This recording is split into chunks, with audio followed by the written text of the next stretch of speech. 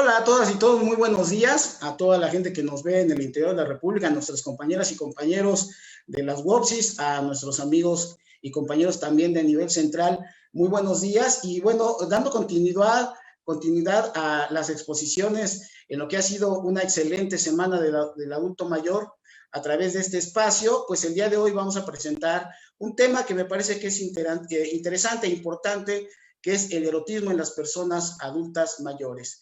Y les quiero comentar que en esta hora lo que vamos a tener es la presentación, una pequeña sesión de preguntas y respuestas para posteriormente dar paso a que el doctor Roberto Caram haga la clausura de lo que ha sido esta semana muy exitosa de la presentación de todos estos temas. Y sin más preámbulo, vamos dándole. Primero, quiero compartir con ustedes una anécdota donde, pues, por ahí del 2014, actualmente acabo de cumplir 56 años, cuando cumplí 50 años, me pregunté, bueno, ¿qué quería dejar como una huella respecto a estos 5 pisos que acababa de cumplir en agosto del 2014? Y pues siempre he sido gente que me gusta elaborar diferentes proyectos y en áreas específicas de mi placer. Me gusta la psicología, el deporte, la política, y en este caso tenía ahí como que un pendiente en materia de lo que es la sexualidad y decidí crear un canal en YouTube denominado en aquel momento De Piel a Piel. Y este canal tenía como finalidad precisamente analizar todos aquellos temas en materia de sexualidad y erotismo. Este canal, lamentablemente por la censura de YouTube, que le ha aplicado a muchos youtubers, pues dejó de funcionar aproximadamente apenas hace como mes y medio. La verdad es que tuvo bastante éxito, nos fue bastante bien. ¿Y por qué les platico esta pequeña anécdota? Porque nuestro primer invitado como especialista fue el doctor Carlos Gámez. Y el doctor Gámez nos hizo favor de participar con nosotros hablando precisamente sobre la sexualidad de los adultos mayores. Y creo que no nos equivocamos, fue uno de los videos con mayor número de reproducciones y de mucho interés precisamente para la gente. Así que desde aquel entonces, pues en el diálogo cotidiano, pensamos que el adulto mayor, por algún motivo, en esa etapa de la vida, la parte de la sexualidad y el erotismo, pues como que se deja de abordar como tema, porque se convierte como que en un tema tabú durante la vida de todos nosotros. Y bueno, quiero agradecer precisamente al doctor Gámez y a Oscar Bucio, porque el pasado jueves, les comento muy brevemente cómo se dio todo este asunto. El pasado jueves, estando ya prácticamente finalizando esta semana, de repente me di cuenta que dentro de todas las exposiciones que han estado muy, muy buenas, en materia de alimentación, de salud mental y de los cuidados del COVID que se dieron en esta semana, pues faltaba este tema, como que esta parte de la sexualidad no se estaba vislumbrando. Platicando con Oscar, le pareció interesante, hizo las gestiones pertinentes y por eso estamos el día de hoy aquí. Así que muchísimas gracias a mis compañeros por el otorgamiento de este espacio para compartir algunas reflexiones, algunas ideas, partiendo siempre de un principio que nadie tiene la verdad absoluta y que todos los temas expuestos siempre estarán a consideración de ustedes para poder tener una dialéctica en cuanto al conocimiento. Entonces, aquí algo muy importante es que los objetivos de esta sesión son dos principalmente, esperemos cumplirlos cuando termine esta plática. Uno de ellos es sensibilizar al personal de nuestras WOPSIs respecto a la importancia que tiene el erotismo y la sexualidad en las personas adultas mayores. Y el otro es identificar diferentes actividades que se pueden realizar en nuestras unidades para informar y orientar a las personas adultas mayores respecto a su erotismo y sexualidad. Y bueno, en este caso, bienvenidos los adultos mayores que se han incorporado de la generación 1960. Si sumamos 1960, más bien si hacemos nosotros esta suma de los años 60 más 60, estamos en el 2020, pues los que nacieron en el 1960 se están incorporando a este grupo predilecto, grupo elite de las personas adultas mayores. Y lo que tenemos que tener muy claro es que en nuestras unidades recibimos a los adultos mayores, pero muchas veces no analizamos un poco cuál es el perfil de ellos en lo general, cuáles han sido las vivencias que han tenido en lo general en el país respecto a diferentes ámbitos. Y me parece que el ir incorporando estos conocimientos nos permite tener un perfil más o menos de la gente que se acerca a nuestras unidades. La gente que nació en 1960, nosotros más o menos le calculamos que la gente que está en nuestras unidades, obviamente empiezan para formar parte del programa teniendo 60 años, pero hay gente que nació antes y que pues tenemos hasta gente que tiene 75 años, que todavía se pueden desplazar bien y son los que van a nuestras unidades. Y esta gente que tiene 75 años, estamos hablando que nació en 1945. Entonces, lo que voy a presentar ahorita aquí, vamos a ver una serie de vivencias que han tenido toda esta gente y que ha formado parte de su historia de vida y que desde luego, pues de 1945 a la fecha les ha tocado vivir extraordinarias cosas. Son unas generaciones en donde han tenido la fortuna de vivir grandes cambios. En materia política, en el mundo, les tocó vivir nada más y nada menos que ese enfrentamiento entre el capitalismo contra el socialismo y el comunismo, en donde finalmente, pues, ¿quién venció? El capitalismo, ¿no? Vimos cómo se derrumbó en aquel momento todo lo que fue la parte socialista, y pues la verdad es que cuando vimos caer el muro de Berlín, pues algo histórico, ¿no? En México hemos tenido la fortuna de tener alternancia en el poder a nivel federal y a nivel local, es decir, en el país y en los diferentes estados. Muy pocos estados no han tenido esa alternancia. Me parece que uno muy simbólico es el del Estado de México, pero todos los demás han tenido ya la posibilidad de tener diferentes gobiernos.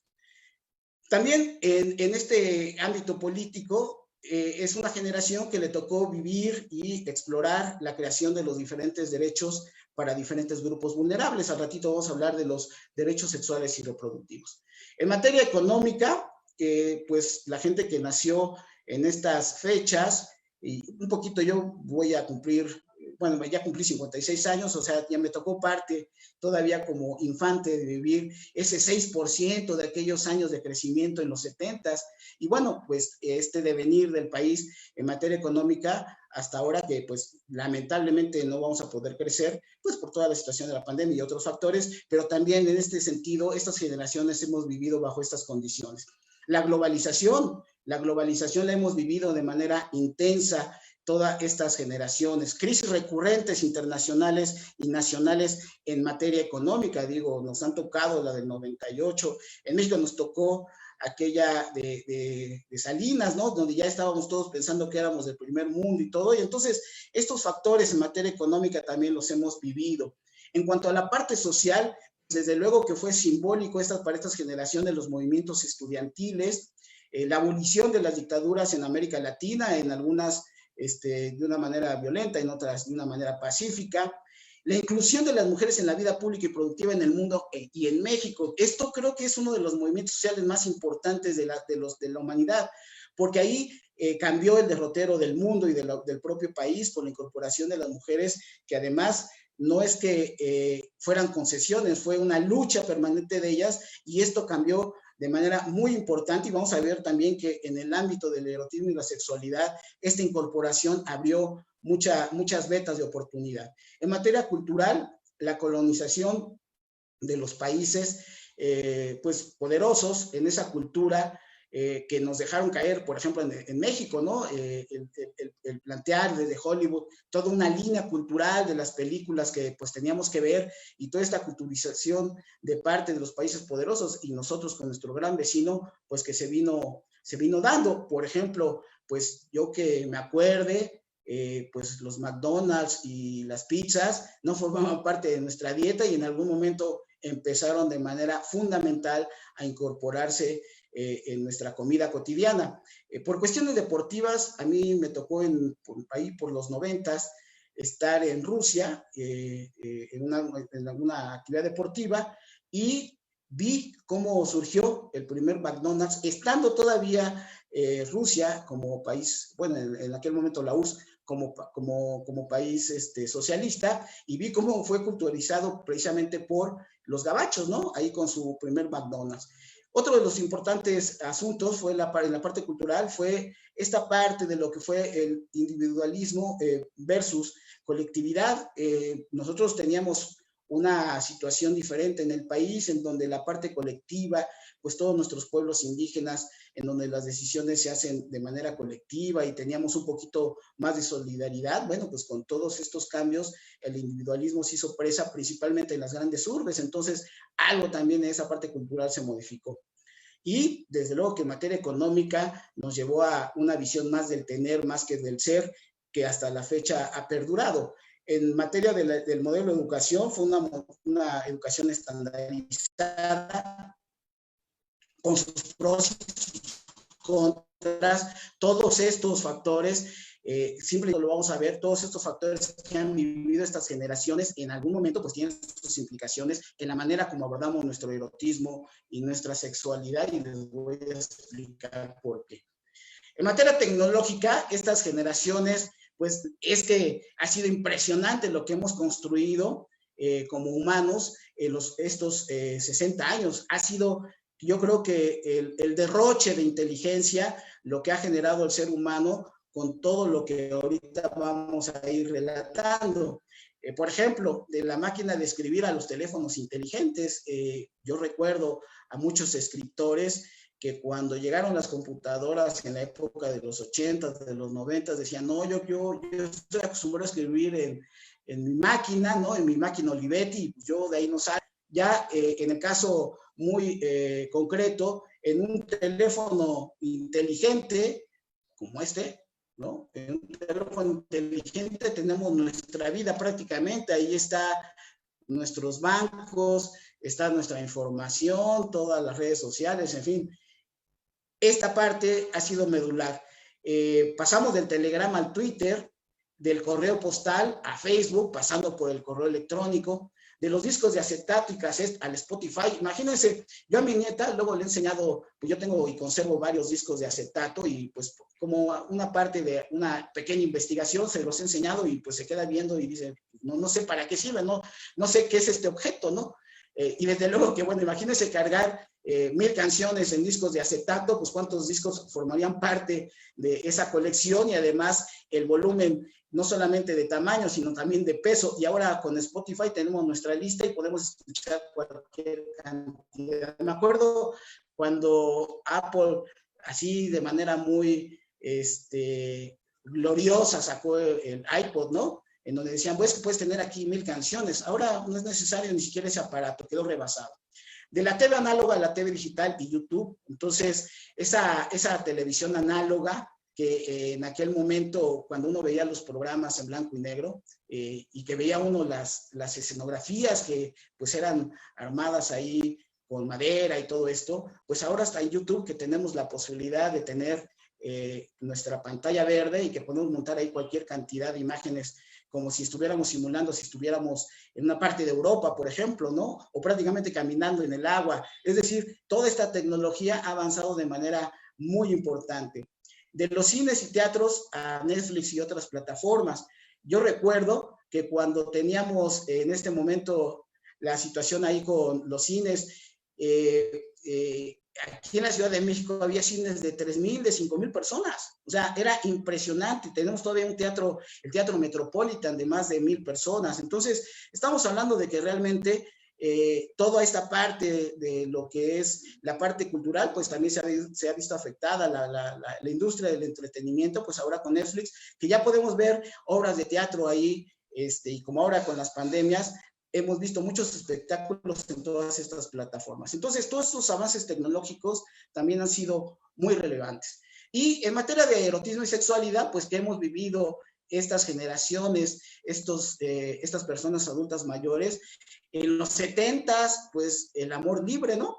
Con unos grupos minoritarios, ¿se acuerdan de aquellos hippies, de esas comunas en donde sexo, amor, drogas y rock and roll? Así que pues ahí estaba representada la libertad que buscaban los jóvenes de aquella época, y que desde luego quien nació en 1945, 46, 1950, pues estaba en su apogeo en plena adolescencia, y les tocó ver todo este movimiento del amor libre, ¿no? Y que significó para muchos de ellos algo relevante. Desde luego, si hubiera tenido en ese momento las redes sociales, hubiera sido algo súper más explosivo. Sin embargo, eso no sucedió, y se quedaron con grupos minoritarios. pero ahí estaba la expresión de los adolescentes respecto a cómo visualizaban ya ellos esta sexualidad. En los 70s, como veníamos con mucha enjundia, los mexicanos siempre hemos sido bien ponedores, entonces en aquel momento, pues la explosión demográfica estaba muy grande, si ustedes recuerdan, pues familias de 5, 7, 8 hijos, y dijo en algún momento el gobierno, el Estado mexicano, ¿saben qué? Pues vamos a bajarle un poquito la libido a estas personas y vamos a empezar con la planificación familiar. Y va coincidente con la aparición de la píldora, ¿no? Entonces, en aquel momento me acuerdo de la CONAPO cuando lanzaba su planificación familiar y que pues tuvo su impacto, o sea, finalmente sí resolvió el asunto de la demografía del país y que pues hay un mito, ¿no? De que en realidad como que los mexicanos no nos gusta mucho esta parte de la sexualidad, del erotismo, y pues se rompe porque siempre hemos sido, insisto, como lo comentaba, bien ponedores. Entonces ahí está, la planificación familiar también se vivió en estos años 70. Paralelamente a ello, la moral de las buenas costumbres y el clero castigan el placer del sexo, y eso pues desde luego que ha sido como que el Padre Nuestro de cada día respecto a esta visión de tener solamente la práctica de la sexualidad y el erotismo exclusivamente para la parte de la procreación. Y así es como pues se nos enseñó con un Dios castigador, con esta situación en donde pues de alguna u otra manera se ha dejado un poco ahí a la deriva a los individuos en ese sentido de ese sentimiento culpígeno, ¿no? De tener una buena praxis sexual y erótica. Entonces, junto con ello, en materia de lo que es la parte educativa, pues si ustedes se acuerdan, en los libros de biología de aquellas épocas, se presentaba pues la parte reproductiva, ¿no? Entonces sí, teníamos la información, pero era bueno a ver cuáles son los aparatos reproductores femeninos, cuáles son los aparatos reproductores masculinos, y desde luego que ahí estaba esta visión de cómo se concebía específicamente, no el placer, no el erotismo, no esta práctica sexual gratificante, sino pues esta parte culpígena y además exclusivamente para el asunto reproductivo. Y en 1983 aparece el primer caso del VIH en México y se reconoce 2 años después de manera oficial. Cuando aparece esta pandemia, desde luego que se reafirma la situación de esta visión moralina, ¿no? Y entonces es así como que, pues, culpar al sexo, a la sexualidad, esta aparición del VIH y, peor aún, posicionada específicamente en grupos muy, en este caso de homosexuales, como si ellos hubieran sido culpables de la aparición del VIH. Y bueno, afortunadamente hizo muy bien su trabajo los diferentes gobiernos, se combatió el VIH y se llegó a controlar esta pandemia muy importante que surgió en aquellos ayeres. En 1964 surgen los derechos sexuales y reproductivos junto con o de la mano de los derechos humanos, que ya tenían varios años de haberse implementado. Entonces, aquí es muy importante porque ya se le da carnita, se le da vida a que, bueno, realmente son unos derechos, y al rato vamos a ver 3 aspectos de estos derechos sexuales y reproductivos. Así que, en ese sentido, estas generaciones también hemos vivido todo esto. Continuando, se han pasado de las revistas del Playboy y el libro vaquero al cine erótico y de ficheras hasta sitios como YouPorn. Y bueno, hay que hacer ese recuento porque si ustedes se acuerdan, seguramente los más chavos, pues ahí luego pueden googlear lo que son la revista del Playboy, y pues en aquellos ayeres era así como una situación de explosión. Hay muchas películas que retratan a los jóvenes de los 70s y de los 80s, como de repente cuando les iba a tocar su mamá ahí a sus recámaras o de manera inoportuna entraban ahí a la habitación de ellos, pues estaban clavadazos con la revista, ¿no? Y autoerotizándose. Y bueno, a los que les daba tiempo, incluso a los esposos, agarraban su revista y la metían abajo del colchón. Entonces, pero de esas revistas, ¿no? O del libro vaquero, digo, las revistas eran más caras, pero para la gente menos pudiente, el libro vaquero era como una parte de la estimulación cognitiva en materia erótica. En estos libros vaqueros siempre las figuras de las mujeres, pues mujeres voluptuosas. Recordemos que en los años 50 las películas que tenían que ver con todo este asunto de erotismo, de sexualidad, eran mujeres que no ofrecían esa idea europea de mujeres delgadas, ¿no? Acá eran mujeres mucho más, desde mi punto de vista, más atractivas, más eróticas, ahí que se presentaban en nuestro cine nacional. Y desde luego que en los años 80 el cine de ficheras pues creció enormemente y ahí está, siempre ha estado el consumo precisamente de esto. Si no hubiera sido un negocio, nunca hubiera existido tanta cantidad de cines de ficheras, que además obviamente es muy denostado esa etapa de este cine que apena a muchas personas y que muchos lo gozaron. Y también pues a los más selectos un poco de cine erótico en todo el mundo. Entonces se pasó también ahí, estas generaciones han vivido esto. Y desde luego que las diferentes artes, el teatro, el cine, la literatura, la escultura, la pintura, la poesía, la música, se generan contenidos eróticos y sexuales. Entonces, esto la humanidad lo ha tenido forever, recordemos las grandes obras de Grecia, de Roma, ahí está plasmado en todas las artes esta parte erótica y sexual. En el caso concreto, ahora, por ejemplo, en la parte musical, pues cuando uno escucha, ayer estaba ahí conviviendo con mis hijos, con mi nieta, y luego de repente ahí se escucharon algunas letras de reggaetón. Yo volteaba a ver a mi hijo respecto a los contenidos, ¿no? De este tipo de música, pero ahí existen, ahí están. Más allá de cualquier crítica que nos guste o no nos guste, ahí está, y ahí es lo que consumen también nuestros jóvenes. También se ha visibilizado de manera parcial diferentes formas de relacionarse, en este caso de diferentes grupos, ¿no? Por ejemplo, las comunidades swinger, las comunidades que practican el poliamor, cornudismo, el BDSM, eso existe.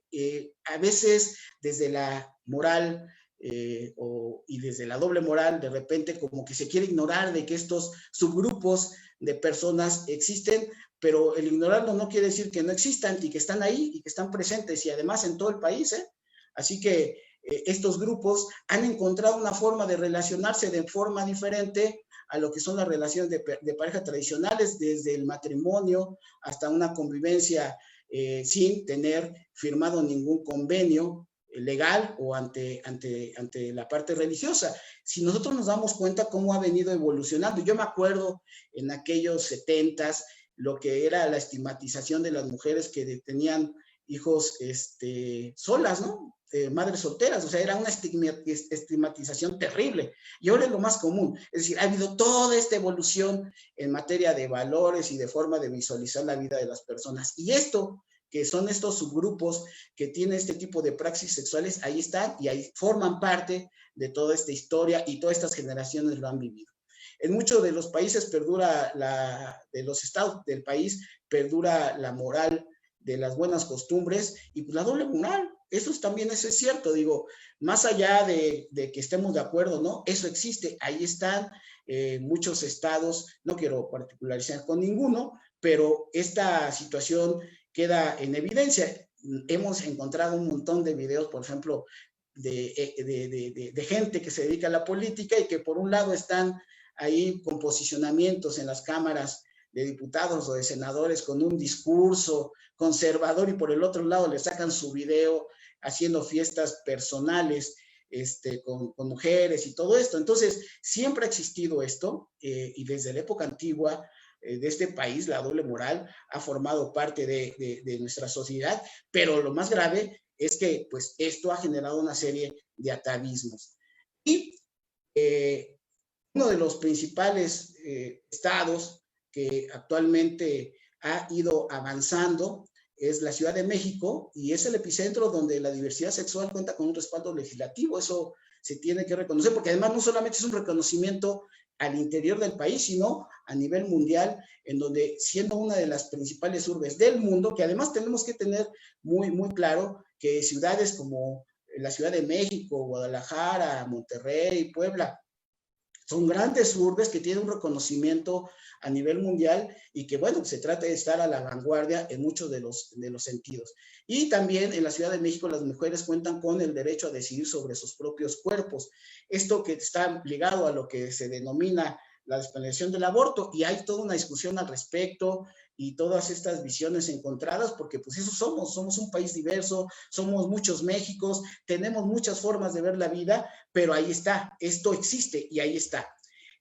Y obviamente con todo este devenir que les he venido comentando, pues partimos de un hecho, es un mundo altamente erotizado y sexualizado. Antes, cuando se vendían esas revistas de Playboy y todo esto, pues no estaban tan a la vista. Los kioscos de los periódicos trataban de tenerlos ahí ocultos. Y bueno, pues ahora la gran facilidad con que series, películas presentan escenas eróticas, sexuales, ahí están. Y desde luego que esta apertura ha hecho que tengamos un mundo altamente erotizado y sexualizado. El negarlo sería absurdo, porque además esto es parte de nuestra realidad y de nuestro acontecer cotidiano.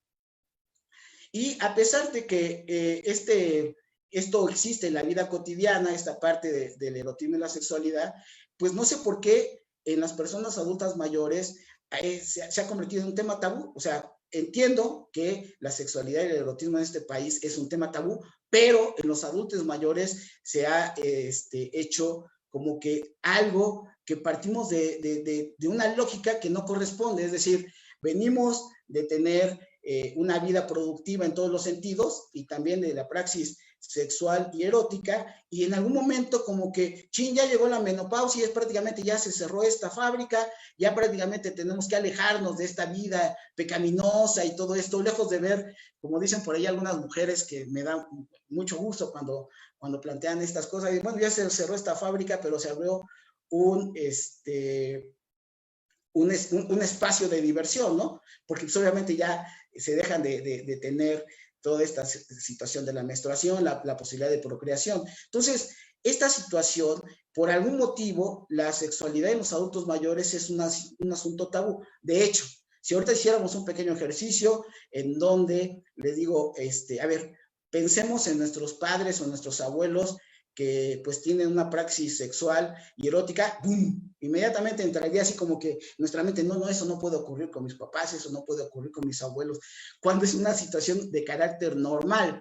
Sin embargo, bueno, por algún motivo, esta parte de estigmatización nos lleva a pensar que los adultos mayores es casi la negación a que esto pudiera continuar y poder seguir haciendo. Y les hablaba yo de los derechos sexuales y reproductivos.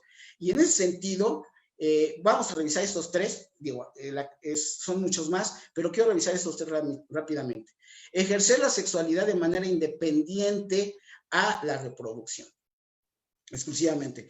Es algo muy importante. Estos derechos nos permiten visualizar que también se puede tener este placer, que la parte de la sexualidad no solamente tiene que ver con el tema de la reproducción. Estar libre de la discriminación, presión o violencia en nuestras vidas sexuales y en las decisiones que vamos tomando. Algo fundamental, nadie puede ser discriminado, nadie puede ser objeto de violencia por tener algún tipo de praxis. Y eso, esta parte de la estigmatización que estamos comentando, en el caso de los adultos mayores, por algún motivo, insisto, esta parte muchas veces se da de manera específica en los grupos vulnerables. Contar con acceso a, perdón, es que aquí ya no alcanzo a ver. No sé si por ahí, a ver, contar con acceso a estadio sexual y afectiva desde temprana edad, a la parte de la educación sexual y afectiva a temprana edad, dirigida y desarrollada a las personas con un ejercicio responsable de la sexualidad en forma plena y libre. Ojo con esto, miren, en este país ha existido una lucha entre una visión de padres de familia que han dicho, no, en la educación no puede haber una información más allá de lo que tiene que ver con la parte de la reproducción. Eso es algo que tenemos nosotros que considerar, porque en pleno siglo XXI, cuando estuvo por aquí de jefe de gobierno de la Ciudad de México, Marcelo Ebrard, sacaron un libro muy bueno en materia de sexualidad para enseñanza en escuelas básicas. Estamos hablando de primaria y secundaria. Muy bueno, porque además no solamente se abordaba la sexualidad desde el punto de vista reproductivo, sino de una manera mucho más amplia, tratando de proveer información a los jóvenes para evitar los embarazos a temprana edad. Y la Asociación de Padres de Familia de carácter nacional vetaron este libro. Es decir, hay dos posiciones. ¿Le damos más información a nuestros niños o no?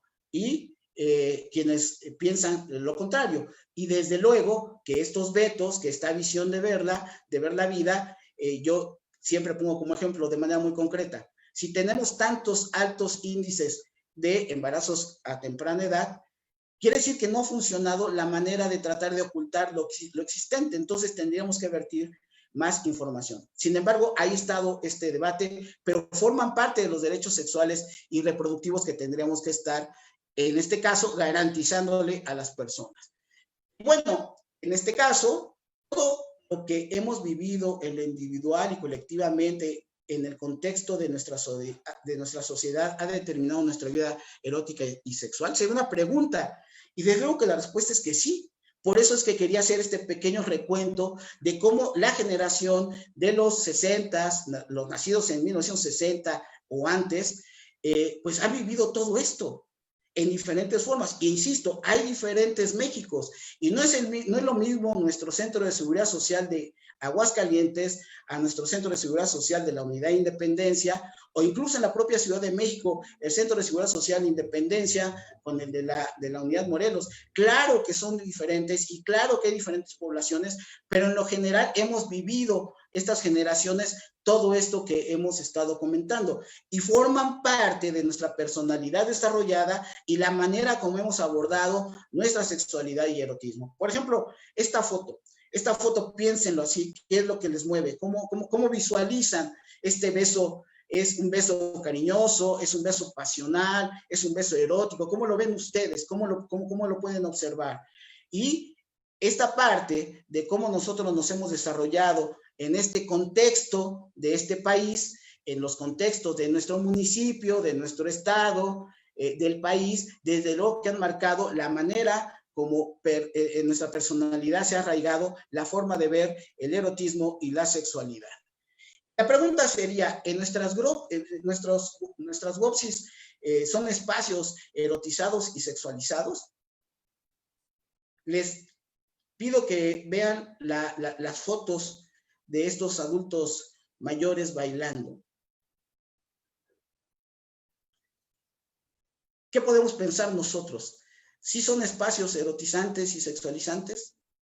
El baile es una de las actividades que más se presta a una situación de carácter erótico. Vean la posición de la señora del vestido, del vestido rojo, como en ese momento, pues, su posición de sus manos, la manera como la observa su pareja, es decir, esta parte que tenemos nosotros en nuestras WOPSIs, ahí está. Otras reflexiones o preguntas. ¿Cuántas relaciones de pareja se han consolidado en nuestras instalaciones? Ustedes lo han vivido ahí directamente, en donde de repente a esas edades encuentran otras formas de poderse relacionar, nuestros adultos mayores, gente que quedó viuda, gente que ya se separó, gente que es divorciada y que encuentra en nuestros espacios la posibilidad de tener el conocimiento de otras personas y de poder generar nuevas relaciones, y no todas con una intención de carácter sexual, muchas simple y sencillamente a nivel de amistad, y que se van teniendo este tejido social a través de estas relaciones, de estos grupos importantes de nuestros adultos mayores. Y bueno, ¿cómo podríamos nosotros ayudar para que puedan vivir plenamente esta etapa de la vida? Con información. Muy importante. Hay gente que vivencia, por ejemplo, esta etapa final sin la información debida en materia de carácter biológica, psicológica. En el caso, por ejemplo, de la menstruación, cuando se entra en la etapa de la menopausia, o de los hombres en la parte de la andropausia, saber qué pasa con nuestros organismos, cómo es que se está dando esta. Por ejemplo, en la parte de la menopausia, que hay una resequedad vaginal, que la libido viene a menos. Todo esto, la libido, el deseo sexual, todo esto con la gente con la información es importante que la tenga para que tenga una vida mucho más plena. Esta parte de la salud de manera integral, como se ha venido presentando en las diferentes conferencias, está perfecto. Se habló la semana anterior de la parte de la alimentación, de la activación física, del cuidado con las adicciones, los diferentes temas que se presentaron, y desde luego que esta información es muy importante porque no se puede dejar a un lado el poder de proveer a nuestras adultos mayores respecto a todo ello. Y ya prácticamente vamos a ir terminando porque tenemos el compromiso de tener un espacio para preguntas y respuestas, pero también porque el doctor Karam va a hacer la conclusión de estos trabajos con la clausura. Así que en este sentido se sugieren varias actividades. Uno de ellos es hacer cursos, talleres, pláticas en materia de erotismo y sexualidad con especialistas. Prácticamente en todos los estados hay pequeños grupos o grupos de especialistas en la materia, sexólogos, sexólogas, y pues otros especialistas que también desde el punto de vista biológico se puede consultar para saber que le puedan proveer de la información a nuestros adultos mayores, y es importante que se dé, hacer ciclos de cine, debate, en donde se presenten diferentes películas para entrarle ahí al debate desde diferentes perspectivas de las relaciones de pareja. Y les voy a dar algunos nombres de películas, por ejemplo, Las chicas del calendario, una muy clásica que ustedes seguramente la ven con cierta cotidianidad para los adultos mayores, Elsa y Fred. Hay otra que se llama La juventud, El hijo de la novia, Cuando menos te lo esperas, Sol de otoño, En el estanque dorado, Cocoon, El séptimo cielo, 45 años, La cama, Enséñame a vivir, La angustia corre en el alma. Es decir, hay una gama de películas donde se pueden presentar y hacer un cine debate respecto a los contenidos de estas películas, círculos de lectura de literatura erótica, en donde pues también hay que ser muy claros, en la época más reciente de la humanidad, si ustedes ven, todas las editoriales tienen una sección de literatura erótica. ¿Y esto por qué existe? Pues porque la gente lo consume, es obviamente, y quien la consume no solamente son los lectores, también hay mucha gente que escribe al respecto, concursos de poesía y textos eróticos. Les quiero compartir que en nivel central, más o menos hace como 6 años, ustedes debieron haber conocido en el área de cultura a una compañera, Mari Carmen Fernández. Ya se jubiló, y en aquel momento en una charla platicábamos acerca de la posibilidad de hacer algo padre en ese sentido con las artes, y surgió de ahí la idea de hacer un concurso de escritura de textos eróticos. Déjenme decirles que ahí en el Conjunto Colonia fueron prácticamente como 50 textos que se inscribieron, bueno, que nos inscribimos en ese momento. O sea, la gente sí le gusta y sí participa en todo este tipo de actividades. También hacer conversatorios en materia de menopausia y andropausia, generar grupos de ayuda mutua para hablar sobre los temas, sus experiencias y muchas otras cosas que pues nosotros sabemos que ustedes son súper creativos, súper creativas, que en las unidades tienen precisamente toda la experiencia para generar esta parte. Y desde luego, insisto, los objetivos de esta charla eran 2 específicamente. Uno, el poder sensibilizarlos a que el tema es importante, que hay que abordarlo, y otro, identificar alguna de las actividades. Yo esperaría que al finalizar hayamos cumplido estos objetivos. Y pues precisamente, porque pues aquí vean a estos adultos mayores, ¿no? Bruce Willis, a Damián Alcázar, a Madonna, ahí a Maribel Guardia y a la señora Munguía. Y la idea sería, ¿podríamos aspirar a ser adultos mayores plenos y ser objeto de deseo? Pues yo digo que sí, y hay que construirlo, ¿no? Y hay que vivir la vida, y hay que tratar de que todo con la información, cada quien decida su vida erótica y sexual, pero lo más importante es tener información, y tener esta información nos va a permitir tomar las mejores decisiones. Así que es el momento de las preguntas. Cumplí con Oscar y con Junet, que me dijeron, aguas ahí con el tiempo, porque hay que dejarle tiempo al doctor Karam. Así que, pues, si me fue un poquito rápido, fue precisamente por eso, pero pues estamos aquí abiertos a cualquier pregunta, a cualquier comentario, y muchísimas gracias por estar con nosotros en esta plática.